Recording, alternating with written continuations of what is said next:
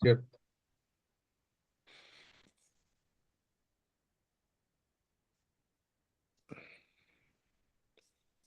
Querida Valentina, tienes la sala a tu disposición. Ya, buenas tardes. Eh, Informe económico mensual, febrero del 2025. Políticas inician el año en niveles contractivos.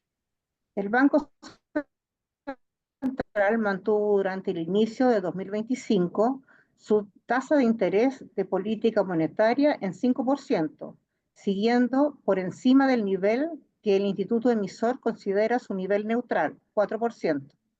Ello significa que sigue siendo contractiva, mientras la política fiscal, debido a los errores cometidos en la estimación de ingresos, concluyó el cierre del 2024 a que se produjera, como señaló Juan José Obaj, director ejecutivo de Horizontal, en el peor déficit fiscal estructural desde la instauración de la regla fiscal en 2001, y se consolida una verdad histórica: el Estado lleva más de una década gastando más de los ingresos que genera. Para 2025 tiene contemplado un regresivo incremento de las cotizaciones previsionales de 7 puntos porcentuales en su intento de reducir el déficit fiscal, que al ser implementado reduce los salarios reales. Por tanto, hay un conjunto de diversas decisiones que limitan el crecimiento y contribuyen a que el PIB esté moviéndose un poco por encima del nivel del 2%. Todo ello en un contexto a la vez de incertidumbre a nivel global por las decisiones que va adoptando particularmente el gobierno de Estados Unidos. La encuesta de expectativas económicas del Instituto Emisor para 2025 no modificó sus proyecciones de nivel bajo de actividad y presentó un complejo panorama fiscal. La Dirección de Presupuesto considera que para cumplirse con su objetivo se requeriría reducir fuertemente el gasto público, lo cual aumentaría las presiones contractivas. El informe de finanzas públicas de la Dirección de Presupuesto cifró que el déficit fiscal estructural en 2024 fue de 3,2% del PIB y proyectó para este año un nuevo saldo en contra, constituyendo una misión imposible, señaló la tercera, de recortar el gasto fiscal en un año de elecciones presidenciales. El crecimiento económico del país se produjo ante todo por el aumento de las exportaciones. En enero registraron una cifra récord al alcanzar 10.431 millones de dólares, incrementándose en 10,4% con relación al mismo mes del 2024. Y en diciembre, por primera vez, sobrepasaron los 10.000 millones de dólares. Las exportaciones no tradicionales hicieron un gran aporte, destacando las cerezas enviadas a China, así como el crecimiento de los servicios. Desde luego, es fundamental el alza en las cotizaciones del cobre en los mercados internacionales, que el 13 de febrero en la Bolsa de Metales de Londres anotó 4,246 la libra, y con precios a futuros en marzo superiores a 4,7 dólares la libra. Lamentable, su envío al exterior se continúa efectuando mayoritariamente de la forma de concentrados y es producido por empresas de capitales extranjeros y el grupo Luxich. Magnitud del déficit fiscal 2024. De preocupante calificó editorialmente la tercera el escenario fiscal que enfrenta el país, y es un hecho, recalcó, que cuando la ley de presupuesto se construye sobre supuestos que luego no se cumplen y se produce un desajuste de enorme envergadura. El haber ignorado la advertencia de una mayor caída de los ingresos terminó en el mayor déficit estructural desde la creación de la regla fiscal. El informe de finanzas públicas, IFP, del cuarto trimestre del 2024 disminuyó en 2/10 su estimación de crecimiento del PIB de 2025, desde el 2,7% establecido en la ley de presupuesto a un 2,5%. La corrección se obtiene como consecuencia de una disminución del PIB no minero del año de 3/10. a 2,2% si se compara con la proyección efectuada anteriormente. Su monto fue de 2,9% del PIB, superando en 0,9% la estimación efectuada por el gobierno. El presidente de la Comisión de Hacienda del Senado, Felipe Kast, señaló que claramente es una muy mala noticia y revela que hay una situación muy delicada en materia fiscal y que claramente constituye un optimismo por parte del gobierno que ha demostrado ser completamente fuera de la realidad y por tanto lo que nos corresponde es exigirle al gobierno y al Ministerio de Hacienda que esos ajustes a la baja en el gasto se realicen en forma oportuna. El presidente de la Comisión de Hacienda de la Cámara de Diputados, Carlos Bianchi, manifestó que esto es inaceptable. Por favor, pongámonos serios. Ya no se puede, añadió, como el ministro tira a la borda el prestigio que ha exhibido desde siempre, dado que no ha habido una responsabilidad de la directora de presupuesto frente a todos los errores anteriores.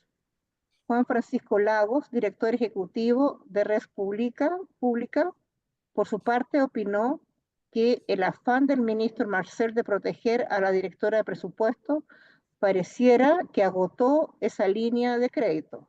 Al inicio del gobierno pensábamos, añadió, que el ministro de Hacienda estaban los adultos responsables del gobierno. Sin embargo, con el paso del tiempo nos hemos dado cuenta que han presentado errores importantes de criterios políticos.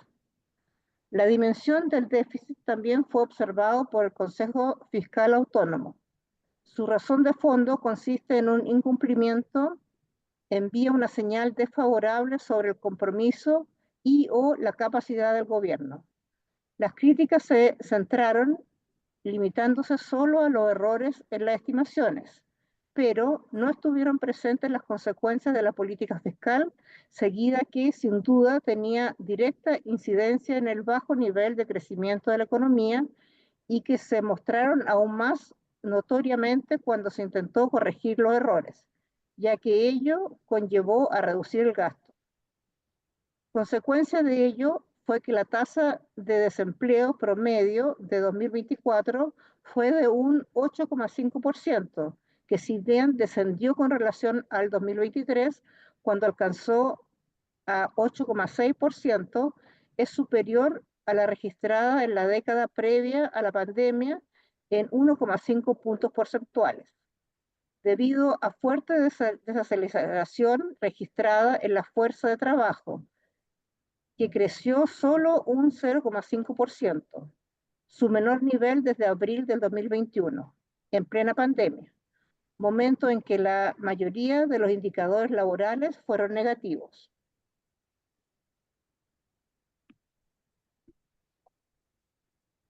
Juan Bravo, economista de OSEC, UDP, llamó la atención a que la totalidad de la creación de empleo en el último año corresponde a subempleo, ya que si bien se crearon 108.514 empleos, en todos ellos se expresó de alguna forma el subempleo.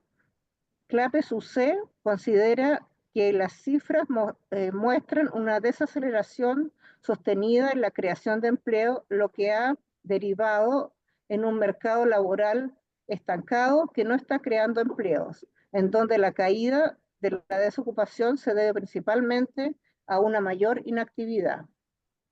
Según el informe de finanzas públicas, la demanda interna crecería en el 2025 un 2,5%, con una corrección a la baja de casi un punto porcentual en comparación con la proyección anterior.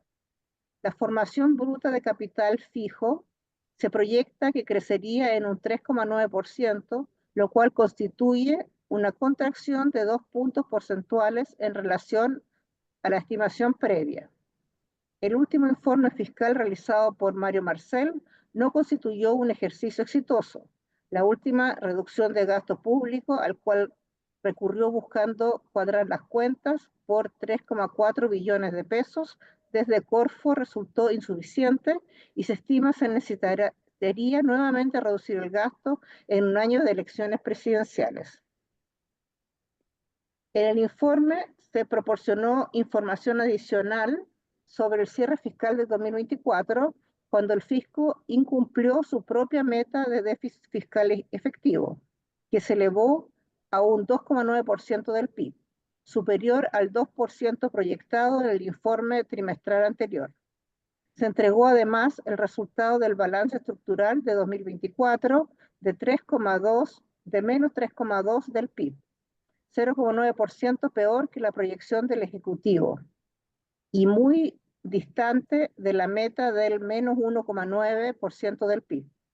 Constituyó el saldo más negativo desde la pandemia. La magnitud del déficit fue tan grande que para el 2025 Hacienda giró desde la Corfo 3,4 millones de dólares. La DIPRES prevé que el saldo negativo se producirá en un 1,6% del PIB, un menos 1,1% inferior al IFP precedente. Finalmente, el saldo efectivo de las finanzas públicas, sin limpiar por los efectos del ciclo económico, será de 1,7% del PIB, empeorando en menos 1% del PIB anterior. Un tributo que creció fuertemente es el del reavalúo de bienes raíces, que se destinan a fondos municipales, los cuales aumentaron en 2024 por cuarto año consecutivo. De acuerdo a cifras de la Tesorería General de la República, el impuesto territorial en 2024 fue de 2,5 billones de pesos, un 10,9% superior al año anterior, lo que equivale a 2.576 millones de dólares, por un incremento real respecto de los 2.382 millones de dólares del año anterior. Algo más del 40% de las propiedades cancelan el gravamen. Las comunas que el año pasado pagaron los impuestos más elevados fueron, en ese orden, Las Condes, Lo Barnechea, Santiago, Vitacura y Providencia, mientras las mayores receptoras, también en ese orden, fueron Puente Alto, Maipú, La Florida, Valparaíso y Temuco. Este tributo representa el 1,3% del PIB, 4 décimas por debajo del promedio en la OCDE. Otro fenómeno negativo, al finalizar el año 2024, lo que constituyó que el tiempo promedio de desempleo alcanzó a 7,1 meses, el más elevado desde hace 3 años.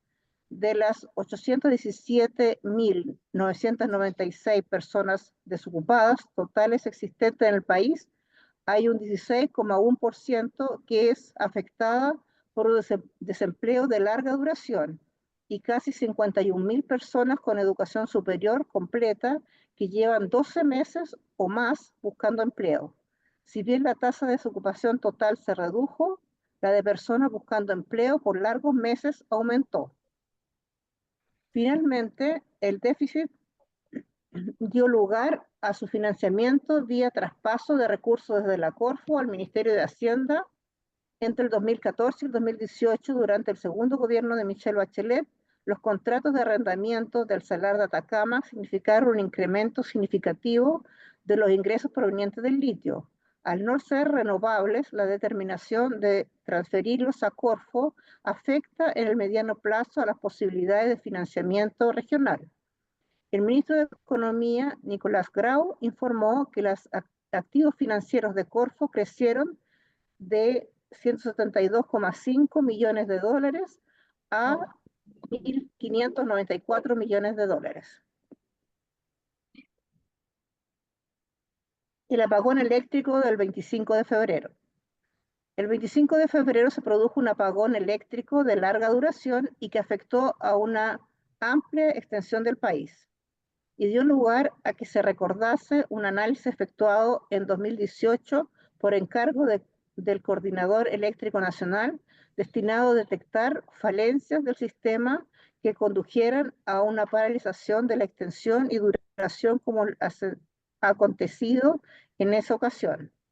En un plan de defensa contra contingencias extremas, la principal conclusión del estudio fue que en 4 líneas de transmisión de la zona del norte de Chico existía un riesgo de apagón total. Una de esas líneas fue precisamente la de Nueva Maitencillo, Nueva Pan de Azúcar, entregada a la explotación de la colombiana ISA Interchile, donde se registró la falla. Más aún, fue en una de las empresas aludidas en el estudio precisamente donde se dio la falla sin que se diera una contingencia de la severidad estudiada. Los sistemas de protección de Interchile se levantaron en que se hubiera, al igual que en Transelac, cumplido con las medidas solicitadas por el Coordinador Eléctrico Nacional, CEN, en los años 2020-2024 y todavía pidieron 2 años más de plazo para cumplir con ellas y sin informar de trabajos realizados antes del apagón. Es decir, el apagón no se produjo por una contingencia de la magnitud considerada en el estudio. Lo que aconteció fue que los sistemas de protección de Interchile se activaron sin que hubiese una falla como las previstas en el estudio. En el Chile, la mayor distribuidora de energía, por intermedio del encargo del holding, Giuseppe Turchiarelli, sostuvo que no somos responsables de la interrupción masiva del suministro eléctrico provocado por el sistema de transmisión y de conexión. El ministro de Energía, Diego Pardo, declaró que la central Rapel de Enel Generaciones tuvo varios problemas para conectarse a la red eléctrica nacional y que hicieron varios intentos de conectarse al sistema nacional, precisando que no hubo indisponibilidad técnica de la planta, sino se dio por factores externos relativos a las condiciones imperantes. Ya en agosto del año pasado, la región metropolitana, que sufrió grandes impactos negativos por los temporales de ese invierno, las autoridades habían acordado demandar la caducidad de Enel Distribución en la región metropolitana por la insuficiente respuesta de la empresa para amortiguar sus efectos. Sin embargo, es necesario recordar que un anuncio similar ya se efectuó a mediados del año pasado, por la insuficiente respuesta de Enel Distribución a los problemas por los temporales. No es suficiente realizar anuncios, sino se debe proceder a tomar medidas concretas, si no se transforma en un vicio que conduce a dejar siempre en duda su aplicación, especialmente si se trata de las afectadas en poderosas empresas transnacionales. El gobierno de Boric está cumpliendo 3 años y se compara con sus afirmaciones realizadas antes de asumir, hay un abismo que desde luego afecta la marcha de la economía. Como ministro de Hacienda se designó a Mario Marcel, un personero cercano, según se afirma, al Partido Socialista, y que presidió durante varios años el Banco Central. Uno de los objetivos perseguidos fue obtener niveles de crecimiento económicos mayores. Sin embargo, los ritmos alcanzados en estos 3 años fueron muy bajos. De imaginarse una evolución del mundo tan complejo como la del año que se inicia, con un avance de la ultraderecha y particularmente la puesta en marcha del gobierno de Trump, cuyo impacto en los hechos se inició ya antes de asumir, adelantando el tipo de medidas que adoptaría y suscribiendo el hacerlo inmediatamente una gran cantidad de órdenes ejecutivas en la dirección que pretende darle.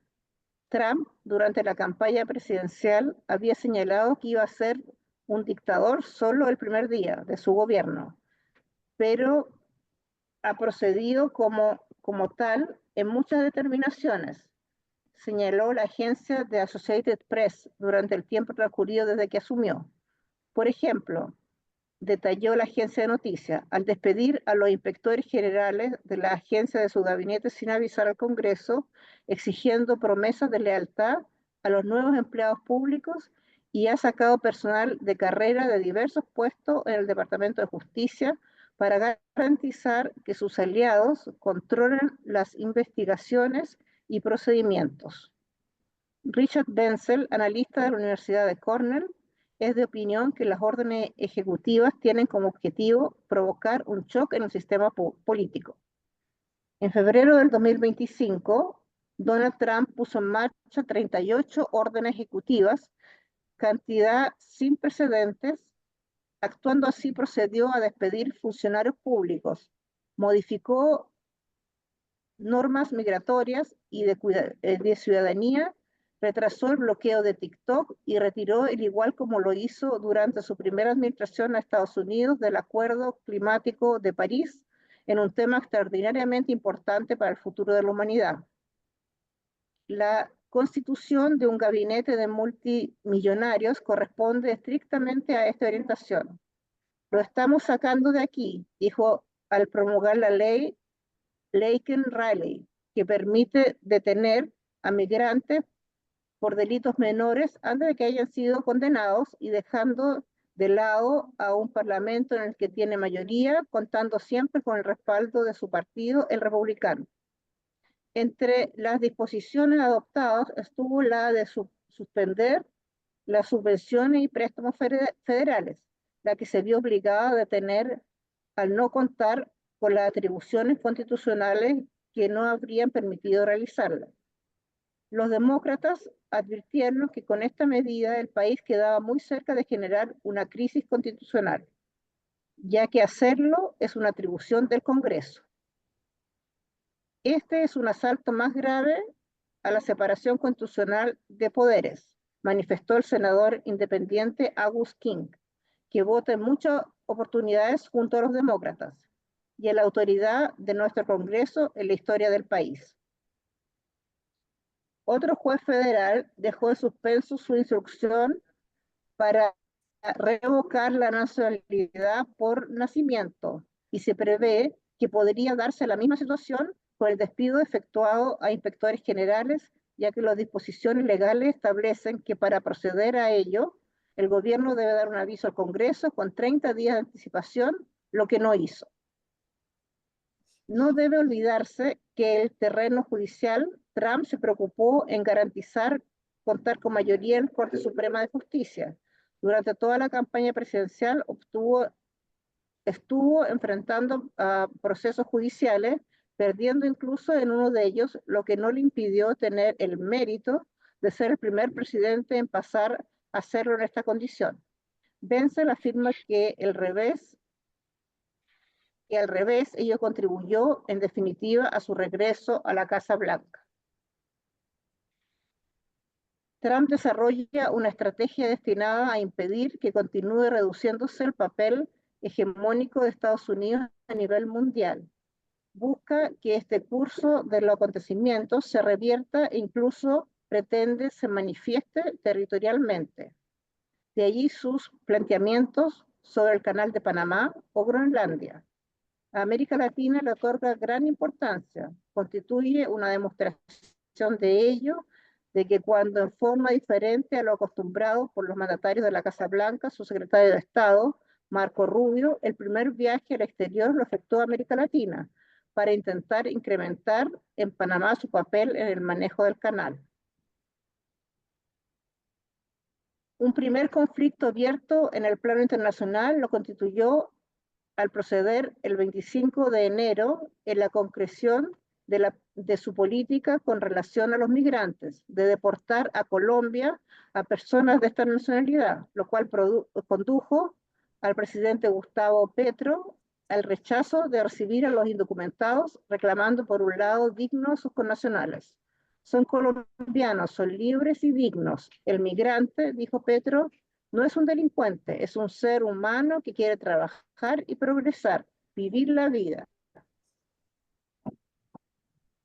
Trump reaccionó amenazando con diferentes tipos de sanciones que impidiesen su concreción. El Departamento de Estado ordenó congelar por 3 meses la ayuda internacional en la región a los programas de asistencia USAID. Se efectuaron inmediatamente reuniones con la participación del enviado especial de Washington para América Latina, Mauricio Claver Carón. Finalmente, el 28 de enero, 2 aviones de la Fuerza Aérea de Colombia aterrizaron en Bogotá, trasladando a 205 ciudadanos colombianos deportados por Estados Unidos. Desde luego, la situación tensionó las relaciones de Estados Unidos con América Latina y seguramente constituyó el inicio de hechos similares. Al finalizar enero, anunció imponer aranceles de un 25% a Canadá y separadamente de un 25% a México. dos países limítrofes con los cuales Estados Unidos tiene acordado un tratado de libre comercio. La presidenta mexicana Claudia Sheinbaum, ante esta decisión, declaró que su gobierno tiene plan A, plan B y plan C ante los aranceles, aunque enfatizó mantendrá el diálogo. Vamos, dijo, en esperar con la cabeza fría, estamos preparados y mantenemos este diálogo. Antes, el 26 de noviembre, la presidenta azteca, cuando Trump ya habló de ello, señaló que a un arancel vendrá otro en respuesta.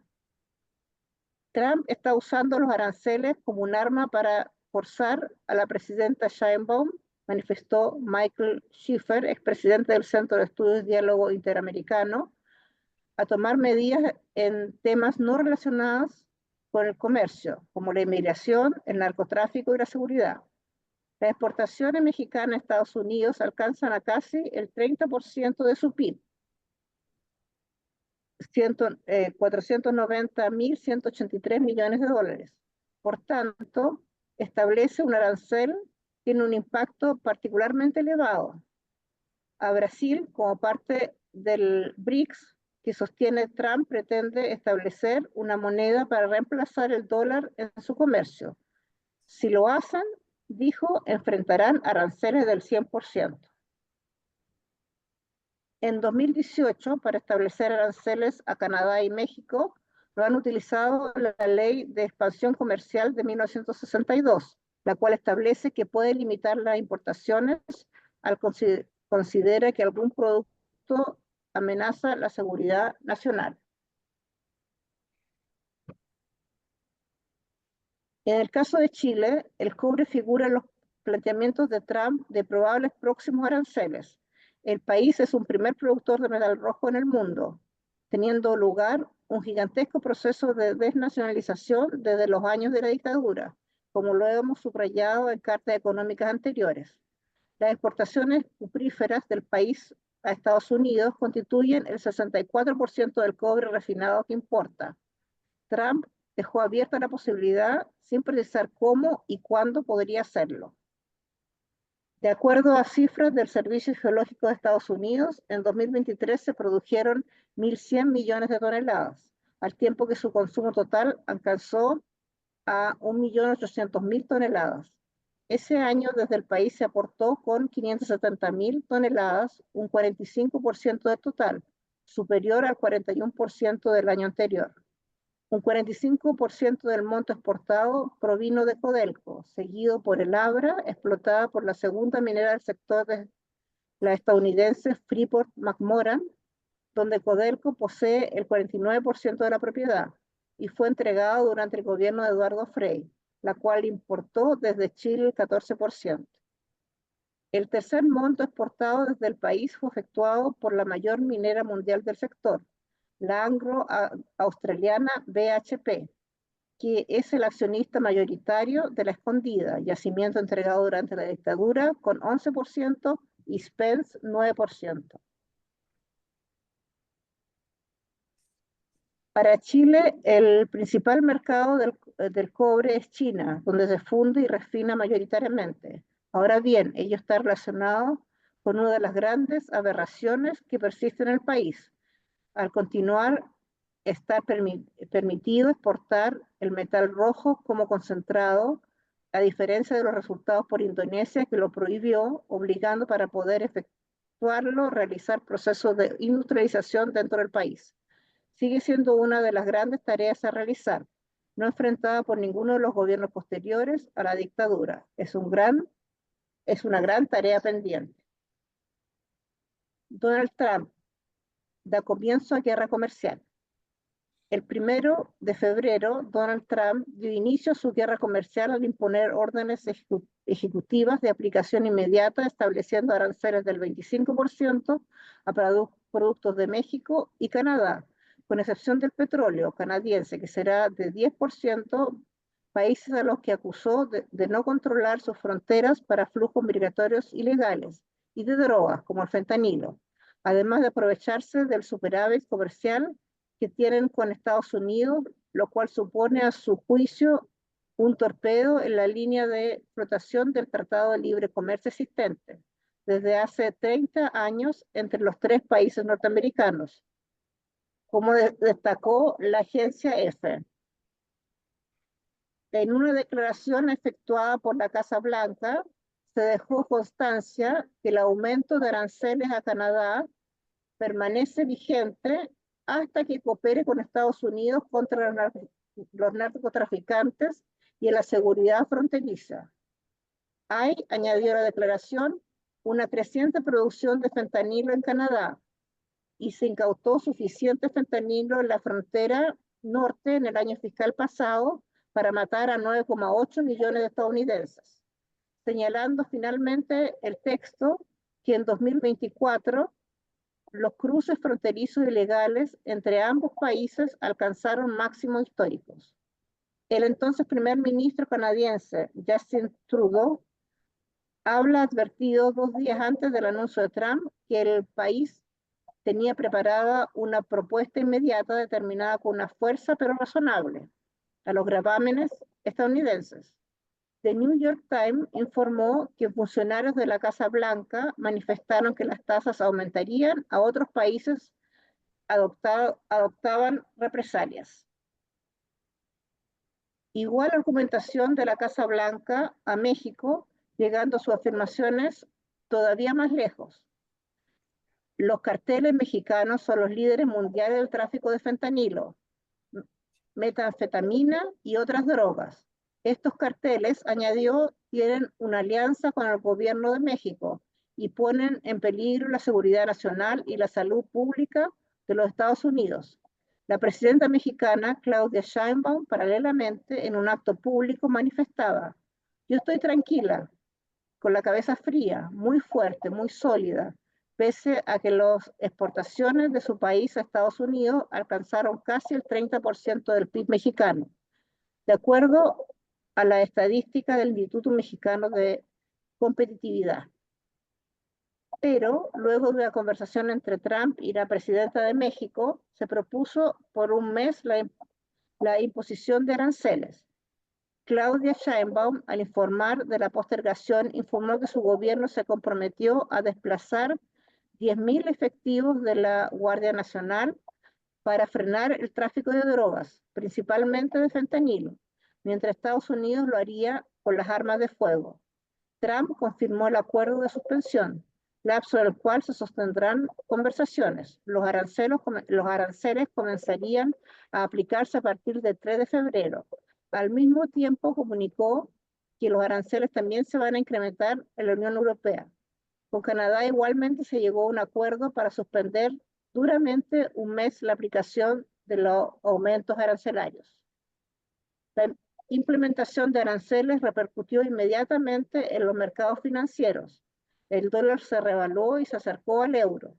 Su paridad se elevó en relación a las monedas de los países con los cuales diría directamente su incremento, al tiempo que el petróleo se encareció. La incertidumbre también afecta a las criptomonedas. Los mercados bursátiles retrocedieron. Al mismo tiempo, Trump estableció un gravamen suplementario a China de 10%, haciéndole responsable de un papel central en esta crisis, y al Partido Comunista que gobierna el país de haber subvencionado las empresas chinas para que exporten fentanilo. De esta manera no logran frenar las fuentes de drogas ilícitas, sino que contribuyen activamente a este negocio. China respondió incrementando los aranceles en hidrocarburos, vehículos y maquinarias agrícolas de Estados Unidos, así como a una investigación antimonopolio contra Google. Asimismo, incluyó a otras 2 empresas estadounidenses en un listado de empresas no confiables a las que podrían impedirles invertir en China. Al mismo tiempo, presentó un reclamo ante la Organización Mundial de Comercio para defender sus legítimos derechos e intereses, y comunicó nuevos controles a la exportación de metales y químicos raros como el tungsteno, el telurio, el bismuto y el molibdeno. El presidente salvadoreño Nayib Bukele ofreció a Estados Unidos que envíe criminales extranjeros como contribución de su gobierno a los esfuerzos de Donald Trump para enfrentar la inmigración irregular, que incluye un centro de Guantánamo. Bukele confirmó la oposición, dejando constancia que únicamente recibirá a personas condenadas. Considerada la más grande de América Latina, la mega cárcel Secot puede recibir a 40.000 detenidos. La BBC calcula que no hay más de 15.000. El secretario de Estado, Marco Rubio, de visita en la región, explicó que el acuerdo puede incluir a aquellos con ciudadanía estadounidense y residencia legal. Bukele deja claro que el acuerdo incluye una tarifa que sería relativamente baja para Estados Unidos, pero significativa para nosotros, lo que habría que todo nuestro sistema penitenciario fuera sostenible. Las conversaciones con Bukele tuvieron lugar en la gira centroamericana de Rubio. Desde el 20 de enero, cuando regresó a la Casa Blanca, Rubio inició la deportación masiva de migrantes, trató de terminar con el derecho de la ciudadanía por nacimiento y anunciar sus planes para recluir a 30.000 migrantes en la base estadounidense de Guantánamo, plan que puso en ejecución el día 4 de febrero. En respuesta a esta determinación, decenas de negocios de Estados Unidos cerraron en respuesta a la convocatoria efectuada de un día sin inmigrantes. La resistencia al plan de Trump contra los inmigrantes ha llegado a la justicia, donde estados y ONG han acudido para intentar detener las obviamente órdenes ejecutivas y otras acciones administrativas del gobierno. En el marco del despliegue de la política de Trump hacia América Latina, el secretario de Estado, Marco Rubio, inició su primer viaje al exterior con el objetivo de incrementar su presencia en el Canal de Panamá. Creo que el presidente, manifestó Rubio en una entrevista antes del viaje a la radio Sinus XM, ha sido bastante claro en cuanto a que quiere volver a administrar el canal. Obviamente, agregó, los panameños no son grandes fans de esa idea. Los puertos de ingreso al canal son controlados por el imperio empresarial del multimillonario hongkonés Li Ka-shing. La argumentación de Estados Unidos incluye una supuesta influencia china sobre el canal, donde el grupo C.K. Hutchison controla 2 de los 5 puertos. Marco Rubio estimó inaceptable que empresas con sedes en Hong Kong controlen puntos de entrada y salida del canal, sosteniendo que si Beijing así lo dispusiera, el gigante asiático podría cerrar el paso del canal. Entre los dos puertos de Balboa y Cristóbal recibieron 1,8 millones de TEU, 20 Foot Equivalent Unit, unidad de medida utilizada en todo el mundo para el tráfico de contenedores. El paso por el canal, de 82 kilómetros de longitud, está administrado por la Autoridad del Canal de Panamá, un organismo independiente establecido por la Constitución panameña. Hong Kong, según un portavoz del gobierno, manifestó que las autoridades de la ciudad nunca han interferido en las operaciones comerciales de la empresa. Rubio reiteró que el canal para Washington constituye un interés nacional fundamental. Los legados de Gabriel Boric y Mario Marcel. Cuando se entra en la última etapa del gobierno de Gabriel Boric, es usual que se hable del legado que se dejará. Hay quienes sostienen que dicho legado sería su capacidad de aprobar proyectos de ley como la reforma previsional, que otorga determinados beneficios con cargo a un regresivo financiamiento obtenido aumentando las cotizaciones previsionales en 7 puntos porcentuales. Es difícil explicarse cómo un financiamiento de estas características es llevado adelante por un gobierno como el de Gabriel Boric y con una ministra del Trabajo comunista, Janet Jara, que forma parte de su comisión política y que algunos órganos de prensa mencionan incluso como su posible precandidata a presidenta. El gobierno enfrenta este año con un elevado déficit fiscal que se manejó inicialmente con 3.500 millones de dólares, recursos traspasados desde el Corfo al Ministerio de Hacienda, con ingresos que se preveía se utilizarían en los próximos años, que debilitan el accionar de la institución y resultan absolutamente insuficientes para financiar el déficit existente. mientras que la política fiscal, debido a los errores cometidos en la estimación del ingreso efectuada por el ministro de Hacienda, concluyó el cierre del 2024 que se diera, como señaló Juan José Obas, director ejecutivo de Horizontal, el peor déficit fiscal estructural desde la instalación de la regla fiscal 2001. La encuesta de expectativa económica del Instituto Emisor para el 2025 no modificó sus proyecciones de nivel bajo de actividad y presentó un complejo panorama fiscal. Por lo demás, ello limita la capacidad del principal brazo del Estado, como escribió el economista jefe del Banco BCI, Sergio Lehmann, para apoyar a las pymes, la innovación y la transferencia tecnológica hacia las empresas. Por consiguiente, el objetivo de elevar la productividad del país, un dolor que se prolonga por décadas, se debilita marcadamente. La evidencia empírica nos muestra que la productividad se correlaciona positivamente con los recursos que se destinan a investigación y desarrollo, diseño en que la Corfo es clave en el financiamiento. Históricamente ha destinado solo cerca del 0,4% del PIB en inversión y desarrollo, un décimo de lo que se reconoce en países desarrollados. Tenemos ahí una enorme deuda que seguimos postergando. El Consejo Fiscal Autónomo considera que el gasto público considerado para el 2025 debería reducirse en un 0,5% este año, equivalente a cerca de 1.500 millones de dólares, de forma de alcanzar un déficit fiscal del 1,7% del PIB en 2025.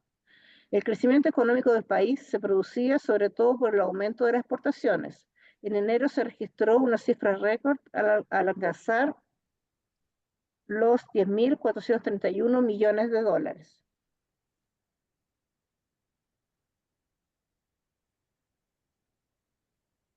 Desde luego, fue fundamental el alza en los mercados internacionales de las cotizaciones del cobre, que el 13 de febrero en la Bolsa de Metales de Londres anotaron 4,246 dólares la libra, y con precisos a futuro en marzo superiores a 4,7 dólares la libra. El país requiere que sus exportaciones de cobre no sean efectuadas en la forma de concentrados, produciendo bienes de un mayor valor agregado, como se viene realizando en Indonesia desde cuando su gobierno prohibió la exportación de concentrados de cobre. El ministro de Hacienda, Mario Marcel, ha destacado la importación que tendría el incremento de la inversión extranjera en el país, mencionando la nueva inversión anunciada por el Fondo de Inversión Australiano de Broken Hill Property, BHP, que explota el yacimiento de la Escondida, entregando durante la dictadura inversiones extranjeras, siendo en este momento el mayor recurso existente en el mundo sin explotar. Esta riqueza ha permitido que BHP se convirtiera en la mayor empresa minera privada del mundo y que gran parte de las grandes empresas mineras globales tengan inversiones en el país.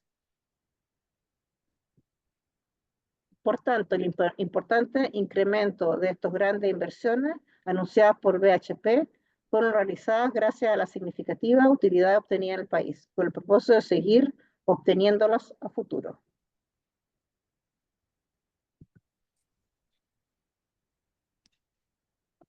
Ahí termina. Muchas gracias, querida Valentina, por esta muy precisa y clara lectura del informe económico mensual de Hugo Facio para el mes de febrero de 2025. Yo quiero decir que Hugo nos deja una lección extraordinaria con la rigurosidad, la metodología que ocupa y la regularidad de estos informes. Y literalmente este informe lo realiza a pesar de que su salud ha estado muy, muy afectada y sin embargo nos entrega esta pieza de análisis de la economía que Valentina nos ha regalado con su lectura. Es francamente usando la metodología de Hugo, de revisar la prensa, cosa que hace a diario, digamos, y seleccionando las opiniones y los informes que allí encuentra, nos entrega este fresco, digamos, de la economía, como ustedes lo han escuchado. Y siempre con un lenguaje muy correcto, muy prudente, muy todo, digamos, es un agrado leerlo y escucharlo.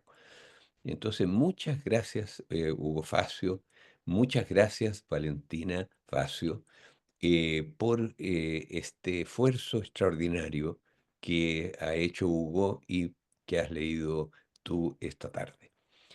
Tenemos nosotros en Senda el privilegio de contar con la presencia y los comentarios regulares de varios de los más destacados economistas del país y también eh, un extraordinario economista de Latinoamérica que fue presidente del Banco Central y ministro del gobierno del presidente Morales en Bolivia.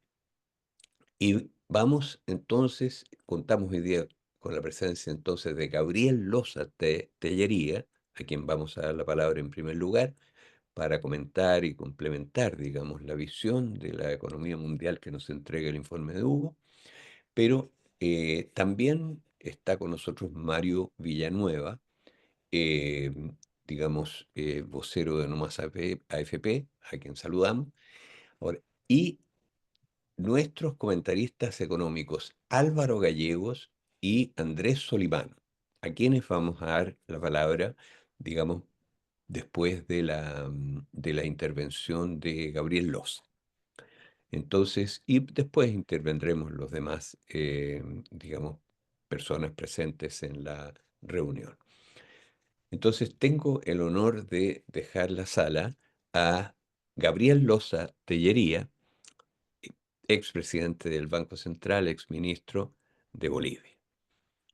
Gabriel, por Gracias, favor. gracias Ahora está. Manuel por la presentación, a Valentina por esa exposición y a Hugo por esa, aunque no está con presencia física, está con una presencia teórica muy fuerte y una lucidez que a mí realmente me llama la atención. Está más actualizado que yo en muchos temas, así que es un reconocimiento a esa labor permanente de Hugo. El compartir con Álvaro, con Andrés y con Mario y Vladimir en este, a mí me gusta. Yo estoy retornando de Santiago a fines de marzo y bueno, aprovechar un poquito esta presentación de Hugo. Como siempre, yo me focalizo en el tema internacional y donde siempre trato de compartir unas transparencias. Si me permiten compartir Adelante, por ah, favor, Gabriel. unas breves transparencias sobre la situación internacional, que en realidad es redondear lo analizado por Hugo.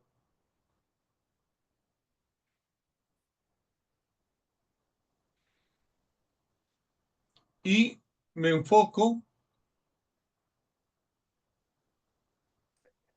Me parece que está un poquito pequeño, pero si inicias la presentación, ahí, sí, perfecto, perfecto.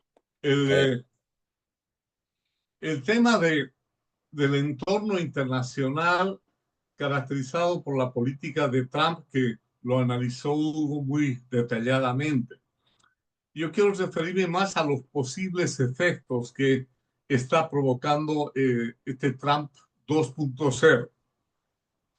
El desempeño de los mercados de bolsa de valores han estado muy inestables. Aquí se presenta una comparación de una disminución con respecto, por supuesto, a un año base y los 50 o 60 días de gobierno, a diferencia de los otros eh, eh, periodos gubernamentales de Obama y de Biden.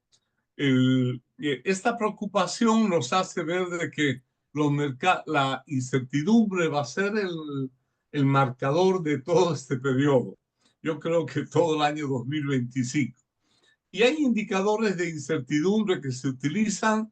Este indicador de comercio, por ejemplo, que menciona a la época la primera etapa de Trump y ahora en su segunda etapa. Eso no solo en el comercio, sino también en la política monetaria y en la política económica. Estos indicadores nos muestran esta incertidumbre. Este es el de la política monetaria, que el FED va a tener, probablemente va a tener que fijar una política clara sobre tasas de interés en medio de la, entre comillas, independencia respecto al gobierno. Va a ser un tema central. Y la política económica, la incertidumbre. Este incremento de estos indicadores de incertidumbre preocupa. Sin embargo, la inflación, la formal, del IPC y la subyacente, la que salió a febrero, que es la disponible, significó una desaceleración comparada con la tendencia creciente, sobre todo de la subyacente. Sin embargo, todavía se sitúa a niveles altos y muy por encima de la tasa del FED, que es del 2%. El tema de mayor impacto se está dando en los consumidores. Aquí hay el índice que saca la Universidad de Michigan del índice de confianza del consumidor y unos niveles de caída a un 57.9, que es este, y que un nivel más bajo que el que alcanzó antes en noviembre de 2022 y por encima además de las expectativas que pronosticaban una caída, pero no tan fuerte. Es un indicador de preocupación. Aquí hay una síntesis a través del Bloomberg que lo hace de indicadores del sentimiento del consumidor, los gastos del consumidor que están disminuyendo y expectativas de inflación de largo plazo que están crecientes. Y bueno, como vimos, el crecimiento del tema de los precios todavía no está fuerte en términos de lo que es el IPC y la subyacente. El tema de fondo un poco va a ser si afecta a la actividad económica. Se está hablando de Trump recession, pero es muy preliminar. Hay indicadores como este del FED de Atlanta que no son oficiales, son estimaciones con base en un modelo que ya pronostican en el primer trimestre una caída del producto y al contrario de lo que las predicciones normales de las instituciones que trabajan en el tema no están hablando todavía de una recesión, pero sí una desaceleración de la tasa de crecimiento del PIB. Eso se va a ver posteriormente, pero es un adelanto que preocupa. Recientemente el OSD hoy día entregó los datos que pronostican para 2025 y 2026 y en el caso de Estados Unidos, que son las que están con rojo, ya señalan que de una tasa de crecimiento cercana al 3% se está desacelerando a cerca del 2% y menor al 2% en el 2026. Estas previsiones no sé si todavía incorporan toda la incertidumbre de este año. Yo todavía me parece que son modestas, pero ya han hecho un ajuste entre el 0.2 hasta el 2.5 de tasas de crecimiento que habían pronosticado. Y aquí llama justo lo que mencionaba Hugo, el tema de México y Canadá, por ejemplo. Para México se pronostica una recesión, en Canadá una desaceleración fuerte. Pero el tema va a ser que los propios Estados Unidos se van a disparar probablemente al pie con una política que está más que efectos inmediatos fuertes, generando un entorno de mucha incertidumbre. El crecimiento mundial estaría en torno al 3%, tiene una pequeña corrección del 0,2% con respecto al SD. China se mantiene más bien hacia arriba, el crecimiento que siempre se discute si es por debajo del 5%. Esto es lo que quería complementar al excelente análisis que hizo Hugo. Muchas gracias. Muchísimas gracias, querido Gabriel Loza Tellería, que honra con su presencia estas conversaciones basadas en el informe económico de Hugo Facio. Le vamos a dar la palabra a nuestro querido compañero Andrés Solimano, ex gobernador del Banco Central, perdón, del Banco Mundial para América Latina, uno de los economistas más destacados del país y, por cierto, un economista reconocido internacionalmente en forma muy amplia. Querido Andrés, bienvenido y tienes la sala a tu disposición. Eh, Muchas gracias, Manuel. Gracias por invitarme a comentar. Y también agradezco a Hugo y Valentina la presentación, la escritura del informe y la presentación. Y bueno, es un aporte importante, es como siempre muy sistemático. eh, Me gusta mucho la división de análisis de la situación nacional e internacional, porque las dos son muy relevantes para entender el mundo económico que nos rodea. Eh, a ver, algunos comentarios. Partamos con lo internacional, que hay más cosas que han pasado que lo nacional, que cambia a paso de tortuga, si es que cambia en la economía, pero también hay cosas que han sucedido. En lo internacional, eh, sí, yo quisiera ratificar lo del análisis, eh, que es realmente una especie de disrupción complicada, la llegada de Trump, perdón, en- a la presidencia por un segundo periodo, dada su agenda un poco estrafalaria, digamos, tanto en materia económicas como políticas. Eh, bueno, esto de desatar una especie de guerra comercial que tiene acciones y omisiones o contracciones, marcha y contramarcha, realmente confunde bastante, porque uno no sabe si los aranceles se van a subir definitivamente o no, se usan para negociar acuerdos fronterizos, como en el caso de México, otras cosas con Canadá, otro aspecto quizás con China, y así, o sea, está la mano del negociador, businessman, con todo tipo de artilugios, pero ahora aplicado a la política económica de un país que es más grande de la Tierra, es más poderoso, no sé si es más grande físicamente, no es, pero, pero más poderoso todavía económicamente. Entonces, lo que se haga ahí va a tener un impacto, está teniendo un impacto regional en América del Norte, Centroamérica, Latinoamérica probablemente, Europa, en el mundo.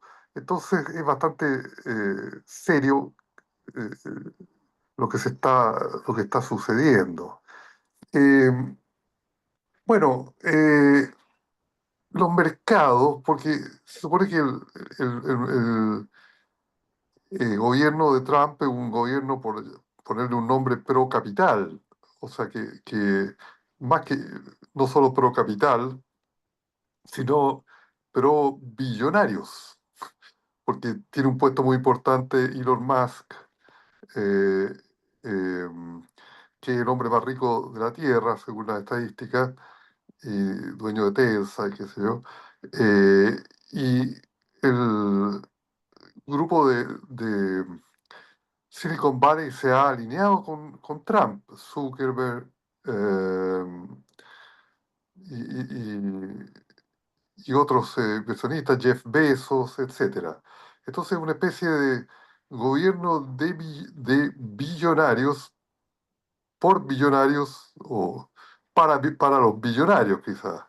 Eh, es bien interesante seguir un poco los análisis que hace Bernie Sanders, del ala izquierda del Partido Demócrata, para entender un poco la caracterización del gobierno de Trump.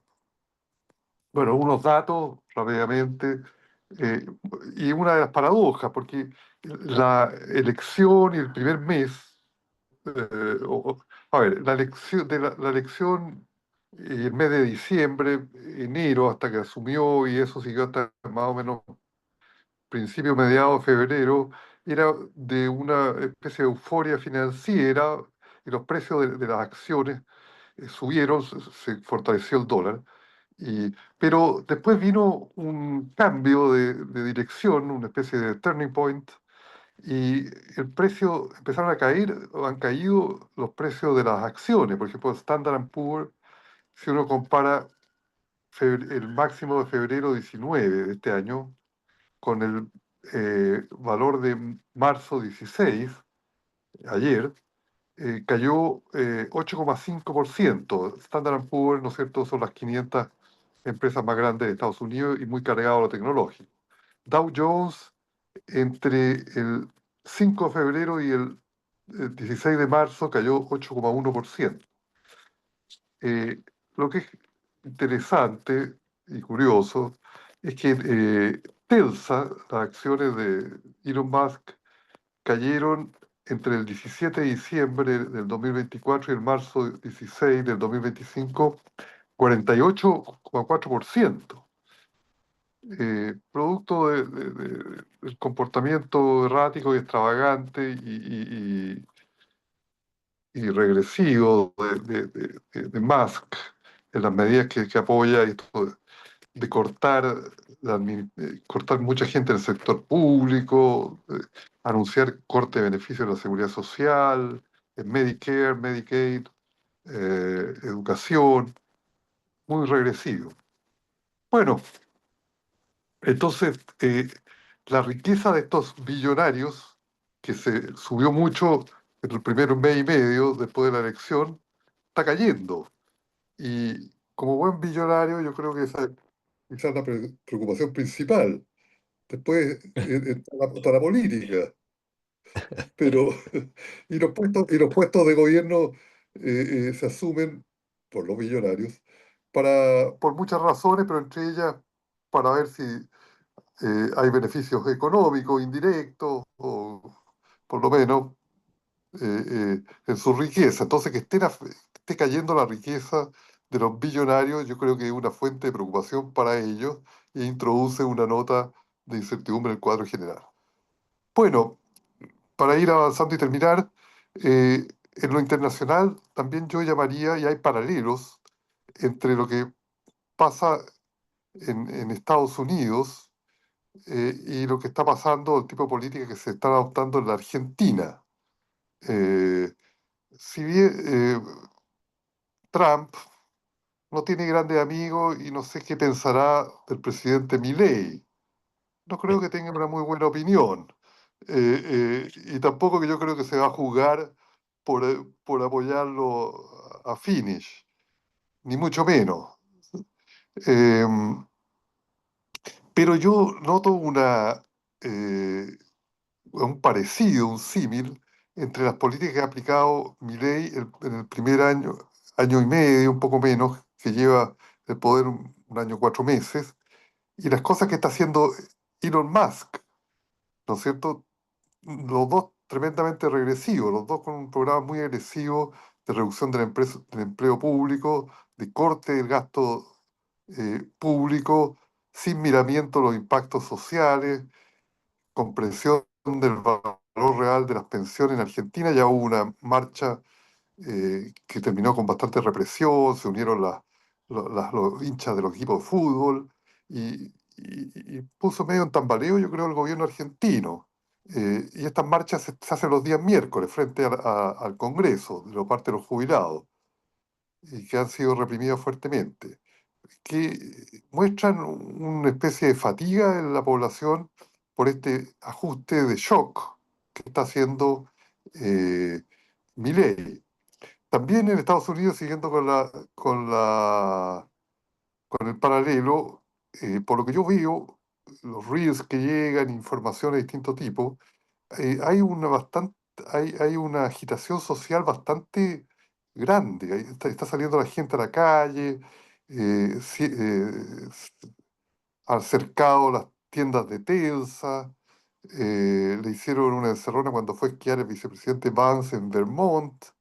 Y así, está saliendo en universidad, entonces hay una turbulencia social, el cuerpo social no es tan pasivo como se podría pensar, y tampoco en la Argentina. Eh, entonces, pero las dos políticas son muy similares, corte del gasto público en Estados Unidos, corte del gasto público fuerte en Argentina, para dejar espacio en Estados Unidos para rebajar impuestos a las rentas altas. O sea, tremendamente regresivo. Corte del gasto social para beneficiar a los grupos de más alta renta y más alta riqueza. También un poco en Argentina, aunque más la motivación parece ser reducir la necesidad de creación monetaria y bajar la inflación. La que ha bajado un poco, ha bajado en febrero del año pasado, de este año respecto a febrero del 2024, cayó 66%. Está como a 2,5% mensual y proyecciones para completar el año 25%. Eh,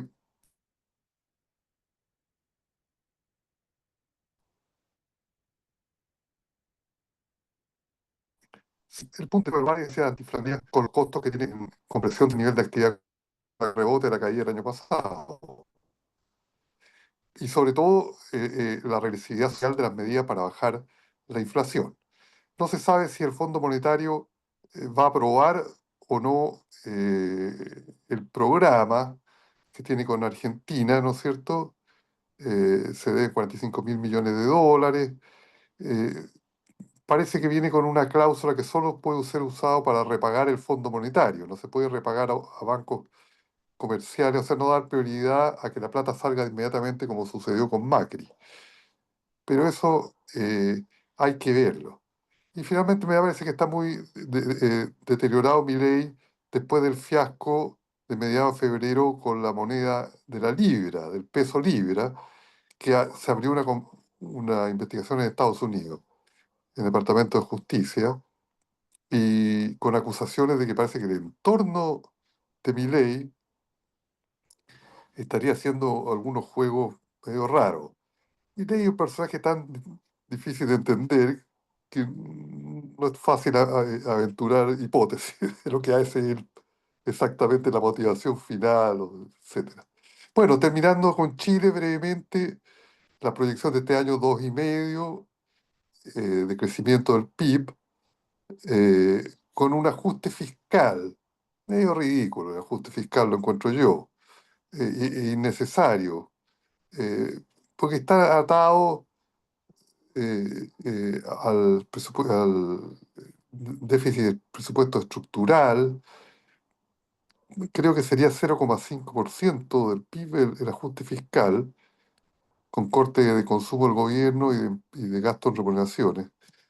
Eh, las dos preguntas obvias son: ¿qué impacto puede tener sobre programas sociales en un año eleccionario y en general el tema social? Y el impulso de menor crecimiento, menor estímulo de la demanda agregada. Bueno, confirma de que el Ministerio de Hacienda tiene un enfoque extremadamente fiscalista, en vez de un enfoque, como el Ministerio de Hacienda no es solo el presupuesto fiscal, sino que el conductor de la política económica. La política económica tiene objetivos de crecimiento, de crecimiento del empleo, del PIB, desigualdad, inflación, balance de pago, situación fiscal. Son muchas variables o varias variables importantes, pero parece que lo que cuenta mucho es la situación fiscal. Chile tiene un 45% más o menos de deuda pública, no es tan alta, sí ha subido en los últimos 20 años, eh, pero se nota que es una cuestión muy mecánica y detrás está este consejo fiscal, que estamos rodeados de consejos y comisiones que nadie sabe quién los elige. O sea, los elige, pero nadie sabe cuáles son los criterios para elegir a la gente. La Comisión de Mercado de Capitales, el Consejo Fiscal, sale un presidente de Chico Rodríguez, muy serio siempre, muy docto. No sé si tendrá un doctorado, eso sí, pero opinando y aparece en el diario y todo. eh, Mire, este señor, estos señores recomiendan esto. Todo bastante ridículo, a mi personal punto de vista. Nada espectacular va a pasar. Bueno, en otro programa tendremos más tiempo del legado de la administración Marcel Boric o Boris Marcel, que por supuesto no tiene mucho brillo ni es muy espectacular, pero bueno, dejémoslo para otra sesión. Eso sería, querido Manuel, y muchas gracias por la paciencia de escucharme. Pero Gracias. por favor, querido Andrés, siempre tú aportas una visión siempre muy serena, muy tranquila, pero al mismo tiempo muy precisa y muy incisiva. Muchas gracias también por estar comentando el informe económico de Hugo Facio de febrero. Queremos darle ahora la palabra a nuestro querido compañero Álvaro Gallegos. Álvaro, ex superintendente de pensiones, destacadísimo economista, especialista en materias financieras, y además es un hombre de un intelecto afilado y que tiene una gran capacidad para percibir aquellas cosas que en realidad eh, merecen una crítica aguda. Y siempre nos deleita, digamos, con sus punzadas, digamos, que son muy precisas. Querido Álvaro, te dejamos la sala para que comentes y complementes el informe económico de febrero de Hugo Facio Rigazzi. Le vamos a pedir a Valentina que nos recuerde qué número es este informe económico mensual de Hugo. Después, no sé si tenga el dato en la cabeza, pero le vamos a pedir que nos dé cuántas cartas económicas ha escrito Hugo y cuántos informes económicos mensuales. Las cartas económicas son semanales y que sigue haciéndolo. Es una cosa realmente notable, notable. Ha sufrido mucho porque está muy postrado, pero sin embargo, él sigue trabajando y despierta para leer el diario y para hacer su informe económico. Es una cosa muy admirable realmente y que nos da a todos, nos pone la vara muy alta. Así que le vamos a pedir a Valentina que nos consiga esos dos números. Álvaro Gallego, por favor, adelante. Muchas gracias, Manuel. Saludos a todos los que están aquí en esta sala. Un gusto, como siempre, compartir.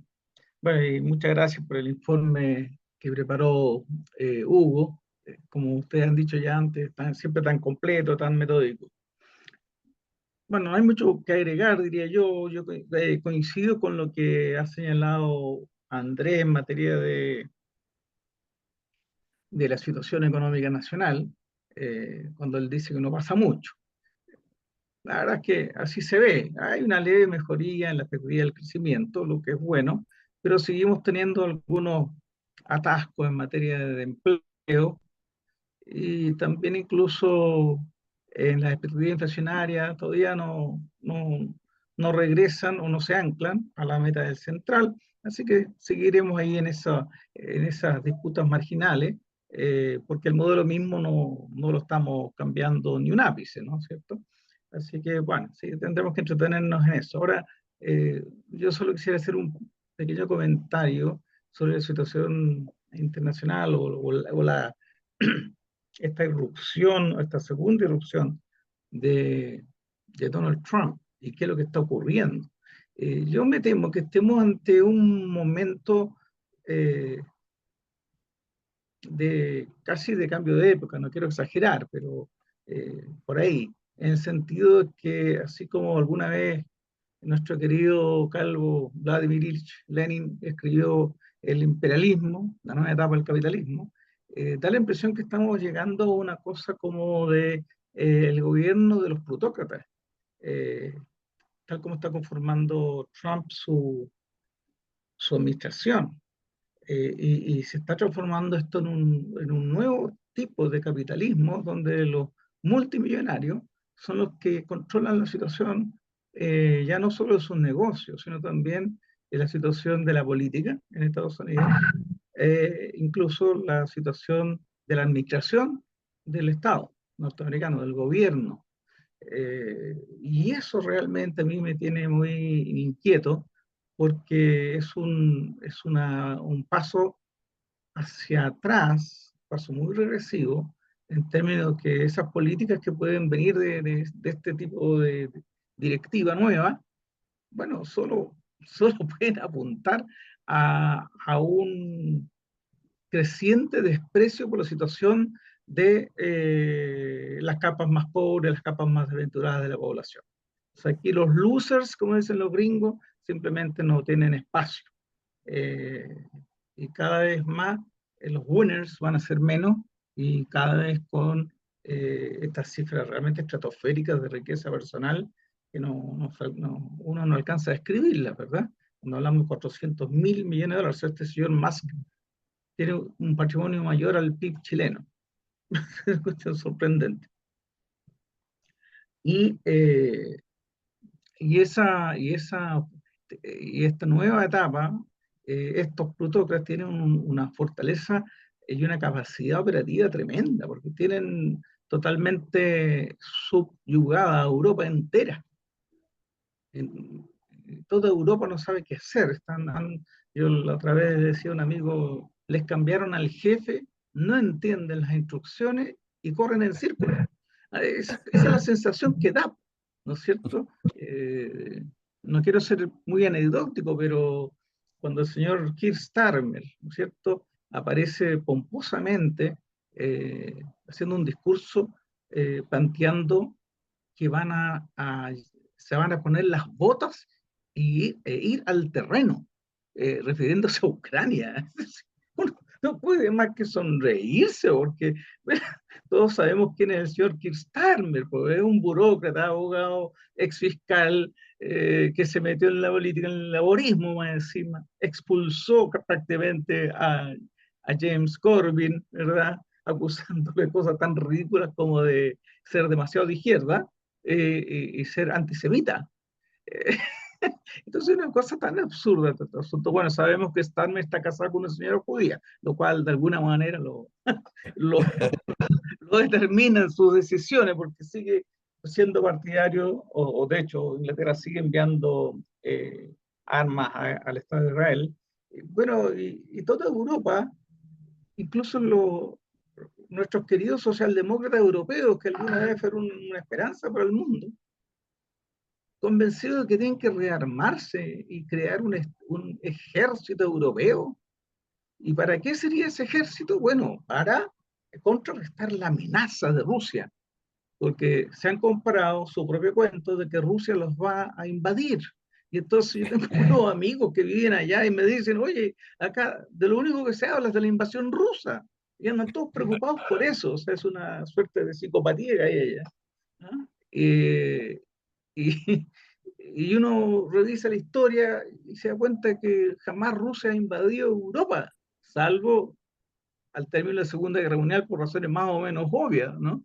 Eh, pero han sido los europeos los que han invadido sistemáticamente y regularmente han intentado invadir Rusia, desde los suecos, después los ingleses. Recuerda usted que los ingleses llegaron hasta Crimea, ¿verdad? ¿Recuerda esa famosa película La carga de la caballería ligera? Llegaron hasta Crimea los ingleses, po. Bueno, y obviamente Napoleón, que incluso llegó hasta Moscú, hasta ahí llegó, no pudo tomar la ciudad. Y el último intento fue el de la Alemania de Hitler, que ¿no? tampoco logró su objetivo. Entonces ahora estamos en una situación ridícula, no sé si ridícula es la palabra, porque en realidad es muy peligrosa la situación de que Estados Unidos se le ocurrió con los burócratas de la OTAN usar a Ucrania como un proxy, es decir, como un instrumento para intentar la derrota final de Rusia, ¿no es cierto? Ese es el argumento. Es una cosa tan absurda. Eh, Absurda, ¿por qué? Porque uno, a ver, cuando se lee un poco la historia, uno primero se da cuenta que los rusos no pueden tener ningún interés en invadir Europa. O sea, son un país suficientemente grande como para estar metiéndose en más problemas. Eh, Quisiera destacar que los rusos, la Unión Soviética en particular, también en realidad los zaristas, el imperio zar también lo logró. Esa administración de las nacionalidades, casi 200 nacionalidades hay en Rusia. Yo quisiera ver a otros países de Europa Occidental que nos soportan a los turcos, nos soportan a los marroquíes, Francia que nos soporta a los magrebíes. ¿Ah? ¿Cómo se lo arreglarían con 160 nacionalidades distintas? ¿Ah? Eh, bueno, entonces, todo esto es una cosa tan de instalación de mentiras y de imágenes y que la gente se compra tan alegremente, aunque sean cosas de mucho miedo. Como les decía, bueno, un amigo mío en España me decía que el señor ¿cómo se llama el rey, se saca fotos familiares vestidos en trajes de camuflaje. Una de las infantas ya está metida en la marina, creo. Es una cosa tan ridícula como de jugar a los soldaditos de plomo y sin ninguna posibilidad de nada. Pero y tampoco nadie se puede imaginarse, ¿verdad? Que mañana vamos a ver a un soldado ruso instalado en Madrid o en Lisboa. ¿Pero qué onda? ¿Qué cosas tienen en la cabeza esta gente? Pero bueno, han logrado efectivamente eh, generar una psicopatía, una paranoia en realidad, incluso revirtiendo tradicionales posturas pacifistas como la de los verdes. Y resulta que los verdes hoy día son los más belicosos en Europa. Esa señorita Annalena Baerbock, la ministra alemana, una cosa increíble, es del Partido Verde, y sin embargo ella es la que anda diciendo que estamos en guerra con Rusia, y cosas de ese estilo. Bueno, entonces, la verdad es que no soy muy optimista de lo que está ocurriendo hoy día en ese ámbito. Eh, y la única esperanza, aunque sea muy, tal vez, contraintuitivo, es que este señor Trump, curiosamente, paradojalmente, como representante de la derecha y la ultraderecha, es el que hace las propuestas de paz. Y los liberales y los socialdemócratas europeos hacen propuestas de rearme para continuar la guerra y prolongar el sufrimiento de los pueblos. Esto yo no me lo había esperado, honestamente. Una situación en que está todo invertido en sus valores. Tanto sí, además, que la otra vez, ustedes tal vez se informaron, eh, vicepresidente de Estados Unidos, el Vance, le sacó en cara a los europeos, con en cara a los europeos que estaban incumpliendo con sus propios compromisos fundacionales, democráticos. Y les recordaba la experiencia que hubo ahí en Rumania, donde un señor, un candidato de derecha, por supuesto, ultraderecha, ganó las elecciones limpiamente. Y la Corte Suprema, dominada por lo que yo llamo el otanismo, simplemente anuló las elecciones porque según la Corte Suprema habría habido una campaña por redes sociales digitada desde Rusia, por supuesto, porque Rusia es digamos, el agente del mal en esta oportunidad, y que esa campaña había llevado a los rumanos, que son gente muy inocente y que no piensan por sí mismos, a votar a favor de este señor. Y, y eso se lo dijo en su propia cara este señor Vance a los europeos en una reunión grande que tuvieron. Y están muy molestos los europeos porque ellos se sienten tan inocentes de todas estas cosas.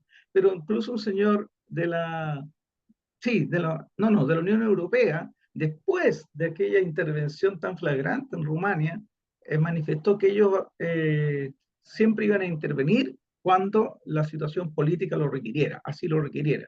Y estamos dispuestos a seguir interviniendo, y en ese momento, cuando él dice esas cosas, era previo a las elecciones que acaban de ocurrir en Alemania, y entonces todo el mundo interpretó que era una amenaza no muy indirecta a la posibilidad del partido de la ultraderecha alemana, la AfD, de que si era necesario, la Unión Europea intervenir para evitar que tuvieran un triunfo.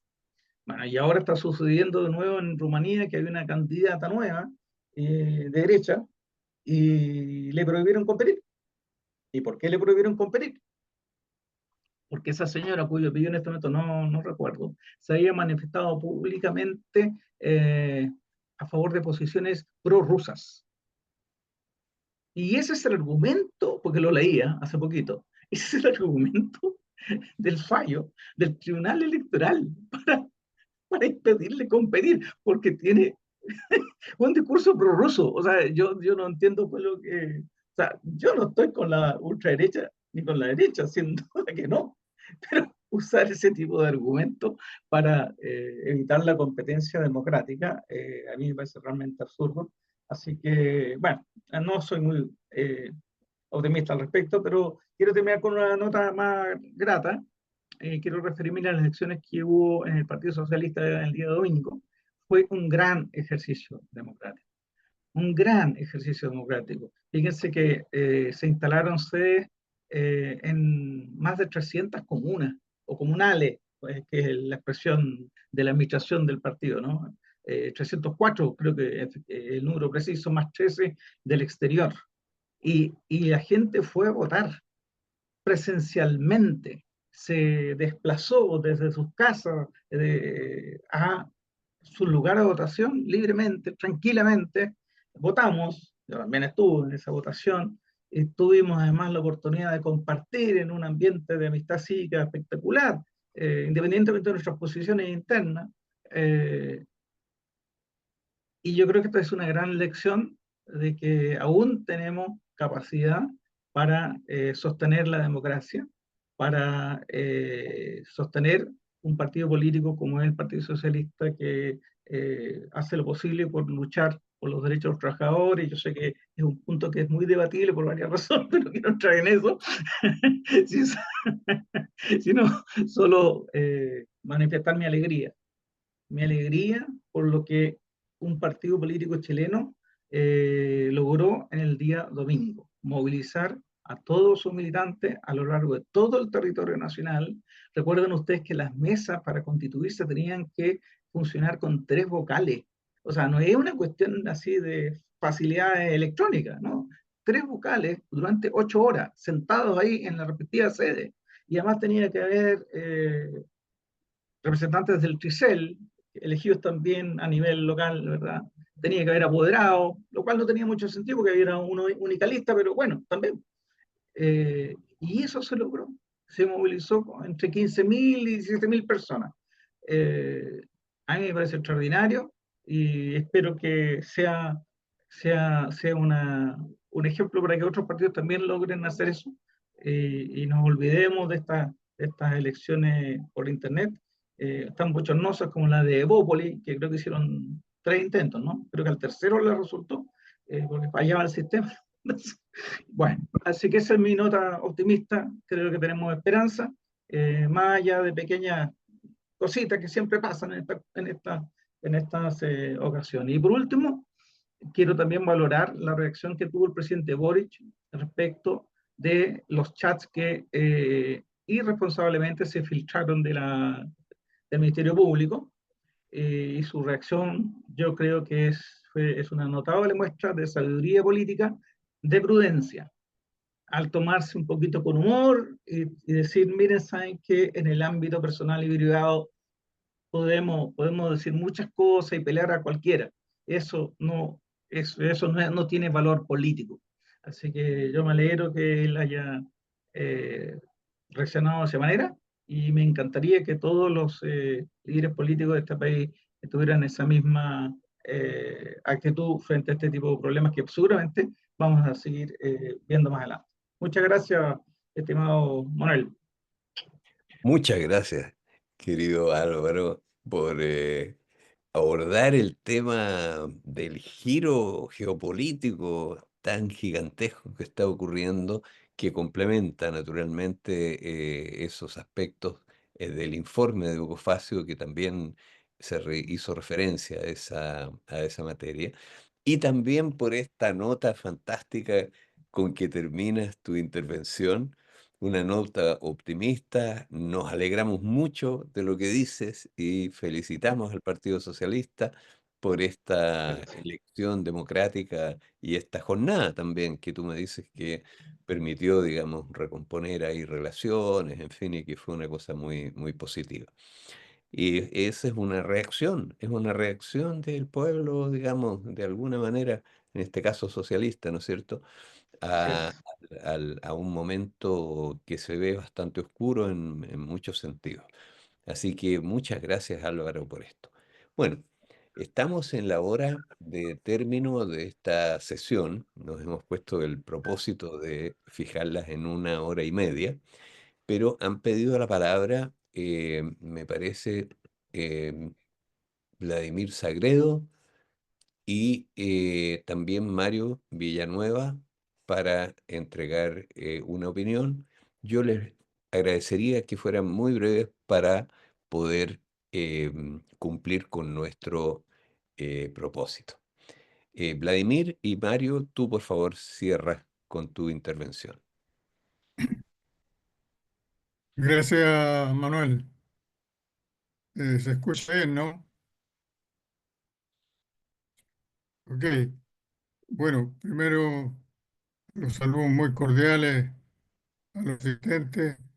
Un gran saludo al compañero Hugo Facio y también las gracias por su, eh, lo voy a llamar así, importantísimo actualiz- y actual informe sobre la evolución política y económica de, de lo que está ocurriendo en el mundo. La verdad es que, para ser bien breve, eh, y haciendo un poco resumen, quiero tomar dos conceptos fundamentales que tienen que ver con la confianza de la información y con la certeza de las informaciones. La verdad que todo lo que se emite en la televisión, lo que está en las redes sociales incluso, eh, cuesta, cuesta analizarlas y establecer dentro de algún margen o de algún rango que sea el adecuado y no se transforme en comentario un poco o demasiado simple o con alguna tendencia errada. Eh, Andrés, por ejemplo, mencionó y explicó muy bien el tema o así lo entendí yo, el tema de Argentina, pero también hay otro tema, ¿no es cierto?, el de lo que está ocurriendo en Ecuador, ¿ya? Eh, que no lo podemos dejar de lado. También lo que, bueno, conocemos lo que mencionamos, por ejemplo, lo que ocurre en Nicaragua, que es distinto, ahí hay algunos logros, pero se ocultan. ¿Qué es lo que ocurre con Cuba? Que sería también explicarlo porque ahí en las redes sociales también hay información errónea. Lo digo porque me llega información de compañeros que están allá, ¿no? Y cómo se están dando las cosas. E incluso el tema de Venezuela, ¿no? Que es importantísimo lo que, lo que está ocurriendo.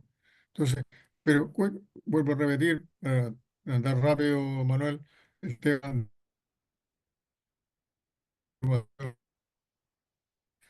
Eh, Hay un tema de que cualquier país que quiera crecer y desarrollarse, y, por ejemplo, tomando el caso de Chile, voy a ir porque podríamos colocar otros países, está el tema de sus recursos naturales, que son inmensos aún, fuera del siglo o dos se lo están llevando las empresas extranjeras.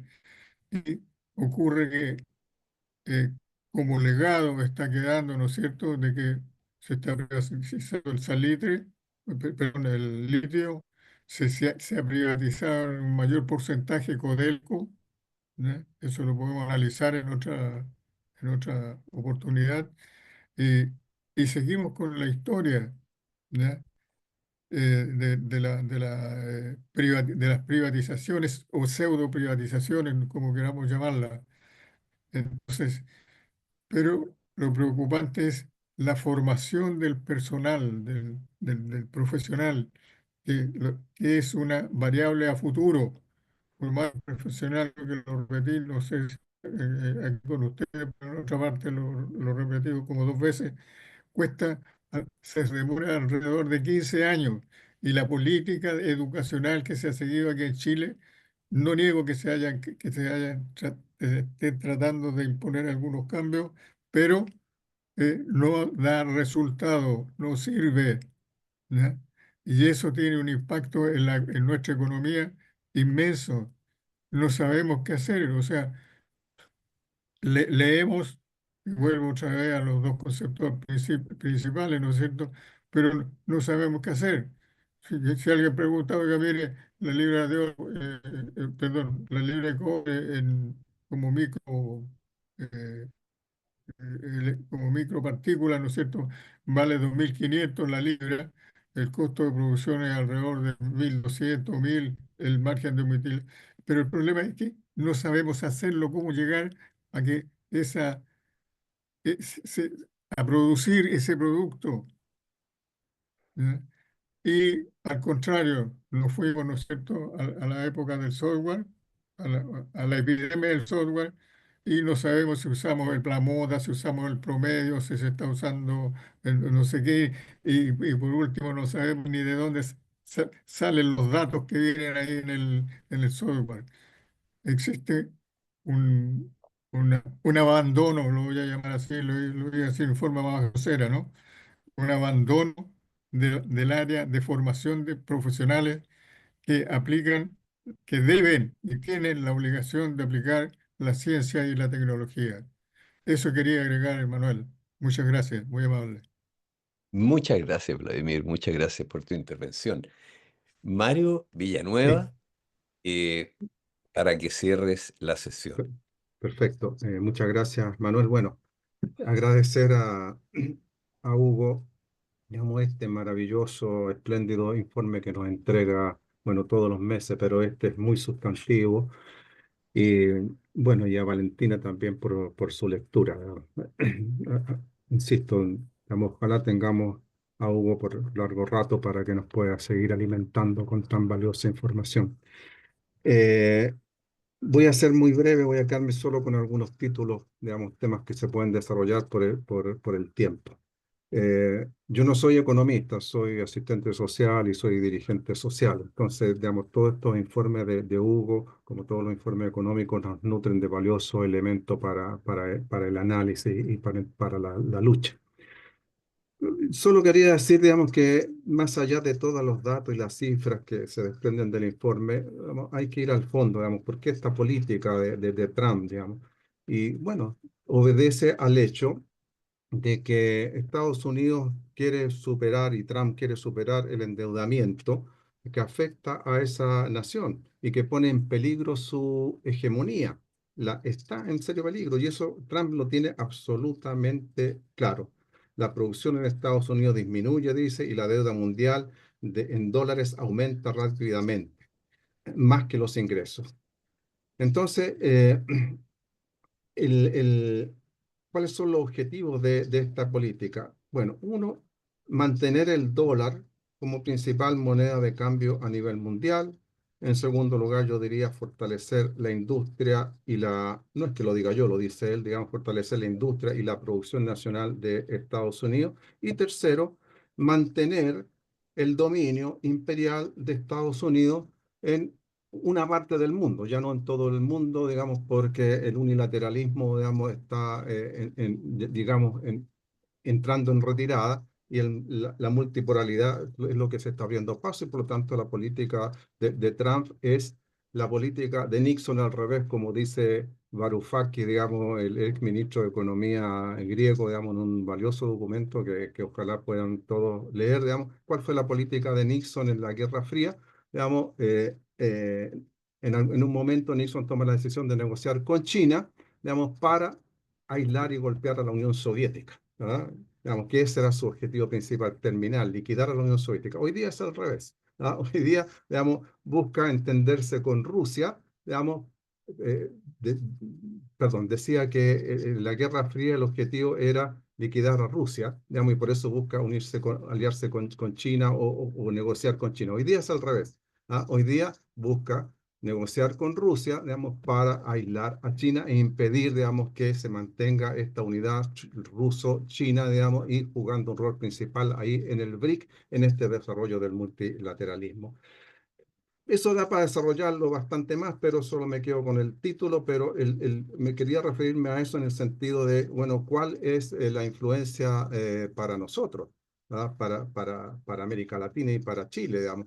Cuando Estados Unidos quiere mantener el dominio en su área, quiere mantener el dominio en América Latina, principalmente, bueno, en otras áreas también, pero en América Latina, y por lo tanto mantener aislados a nuestros pueblos, ¿verdad? Absolutamente aislados. Digamos que lamentablemente no hemos logrado avanzar en esa línea, y lamentablemente la política exterior del gobierno chileno, digamos, no ha hecho esfuerzos por avanzar en esa línea.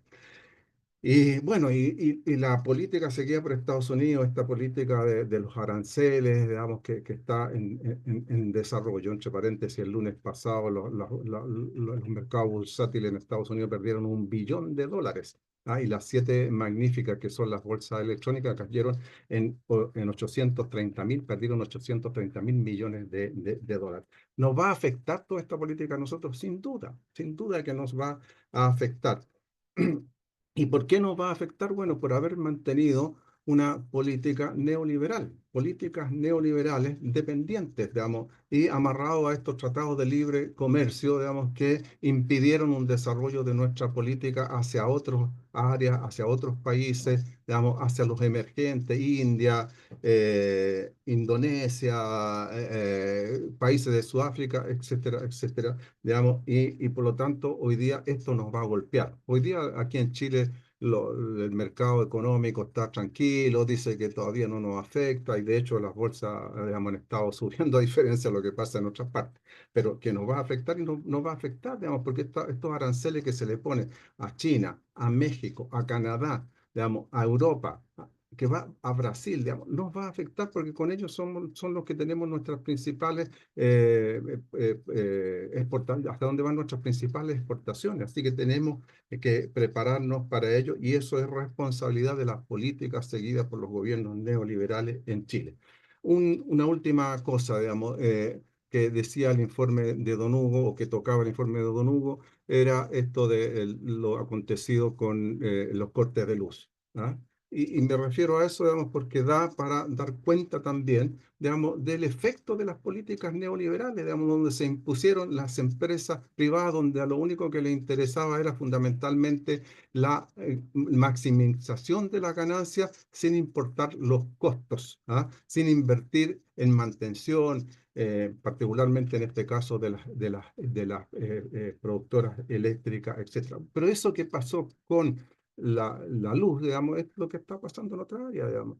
La política de la maximización de las ganancias en salud, en educación, en vivienda, en pensiones. Y termino con pensiones. Digamos, el informe también, Don Hugo hace mención allí, digamos, a los resultados de las políticas de Trump y Boric, digamos, y dice, bueno, se impuso una política de seguridad social, de pensiones, impulsada por la también ministra comunista del trabajo, que ha impuesto una reforma de pensiones que no es reforma, ¿ah? Una no reforma, que al único que ha favorecido a los grandes grupos económicos, a las propias AFP, que tienen de entrada 4,5 puntos más del ingreso de los trabajadores que le van a llegar directamente, y 7 puntos, como dice el informe.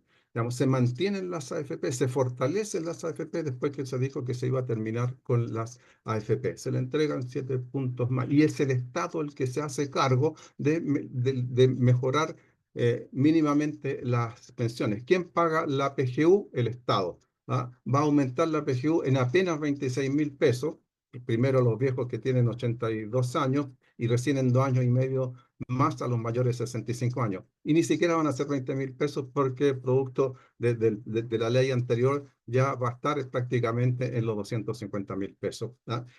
El famoso aporte social, digamos, de 1,5 UF que va a ir a financiar la 0,1 UF por año cotizado, eh, va a ser pagado por el Estado, es un préstamo que van a hacer los trabajadores al Estado y al final, digamos, ¿quién va a pagar eso? Es el Estado. ¿Ah? Va a ser como los bonos de reconocimiento, el Estado. O sea, en esta no reforma, quien se pone con la plata es el Estado y las AFP se llevan las ganancias y las utilidades. Bueno, podría desarrollar mucho más el tema, pero el tiempo se nos acaba. Solo termino diciendo que hay que oponerse a esto, hay que seguir peleando por terminar con las AFP y en ese sentido la Coordinadora Nacional de Trabajadores y Trabajadoras No Más AFP, a la cual pertenezco, está convocando para el próximo día 30 a una gran marcha de la bronca No Más AFP para rechazar esta reforma, para seguir demandando el fin de las AFP, pero no solo de las AFP, sino que también, digamos, a que participen los que están luchando por la salud, por la educación, por la vivienda. Así que, bueno, termino invitando a todos a participar de esta gran marcha de la bronca No Más AFP el próximo domingo 30 a partir de las 11 horas desde el GAM, ahí a la salida del metro de la Universidad Católica. Me quedo ahí porque el tiempo se nos agota. Muchas gracias, Manuel, muchas gracias a don Hugo, a Valentina, bueno, y a todos los que han participado de esta entrega de la Carta Económica Mensual de don Hugo Facio. Estás muteado, Manuel. Muchas gracias a todas y todos los participantes. Muchas gracias, querido compañero Hugo Facio, por su magnífico informe económico mensual de febrero de 2025. Muchas gracias, Valentina, por leerlo de una manera tan correcta y con una presentación de tanta calidad. Un abrazo a todas y todos y nos vemos este viernes, porque ahí haremos la presentación de Lima 6 y les tendremos la primicia de cuántos miles de millones ganó el patrimonio bursátil de las AFP gracias a la reforma, digamos, que se acaba de aprobar, al tiempo que las pensiones bajaron. Bueno, un abrazo y nos vemos el viernes a las 6:30, también para promover la gran marcha de No Más AFP. Que tengan muy buenas noches.